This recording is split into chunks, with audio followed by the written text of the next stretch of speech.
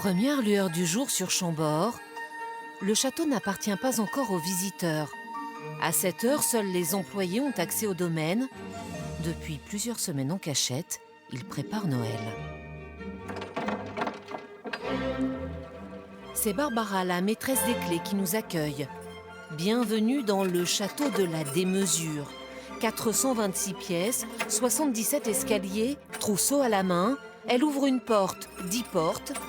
C'est elle qui a la charge des appartements du roi. J'ai l'impression de réveiller le roi, de dire c'est le lever du roi et que les courtisans sont derrière moi. C'est mon petit film du matin quand j'ouvre chez Louis XIV ou quand j'ouvre chez François Ier. C'est la même image qui vient. Tout doit être impeccable. Les visiteurs vont arriver, les cireuses sont en action, mais l'ambiance est encore glaciale au château. Chambord n'est pas conçu pour être un lieu d'habitation. Donc en fait, on a beau allumer toutes les cheminées qu'on veut, si on s'éloigne à plus d'1,50 m de la cheminée, on ne sent pas la chaleur. C'est un château qui est inchauffable. Au rez-de-chaussée, il y a encore un sapin à installer, le dernier, dans la salle des chasses.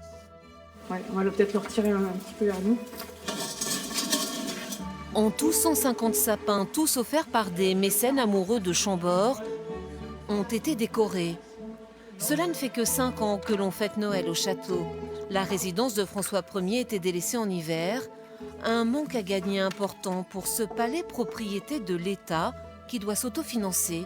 Alors on a imaginé un Noël grandiose. L'été, on peut avoir des journées à 9000 personnes par jour.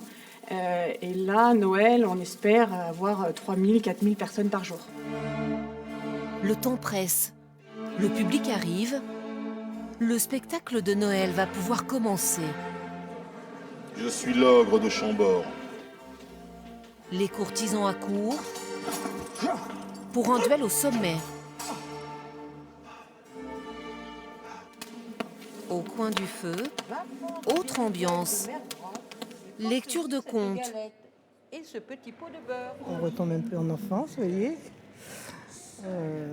Une excellente idée. Ce qu'ils font pour les petits, là, c'est adorable. C'est adorable, ça les berce, c'est super. C'est touchant. Mais soudain, la musique de Lully résonne. Au cœur du palais de la Renaissance, on joue La Belle et la Bête.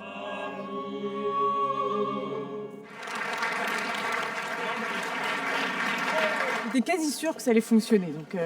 Donc un peu de pression, on est content que la première journée soit passée et demain on verra. Pour parachever une journée royale, les petits visiteurs profitent d'une photo avec le Père Noël. J'espère que tu as été sage. Et moi aussi, T'as été sage? Est-ce que tu as été sage? Très bien. Bon, ben, c'est parfait. Mais notre cadeau à nous, c'est cette dernière surprise. Nous vous emmenons dans un endroit secret, loin du tumulte, sous les toits de Chambord. Là, on se retrouve dans un petit cocon où c'est globalement silencieux. On vient d'entendre une petite chauve-souris. Voilà, je trouve ça assez intime comme lieu.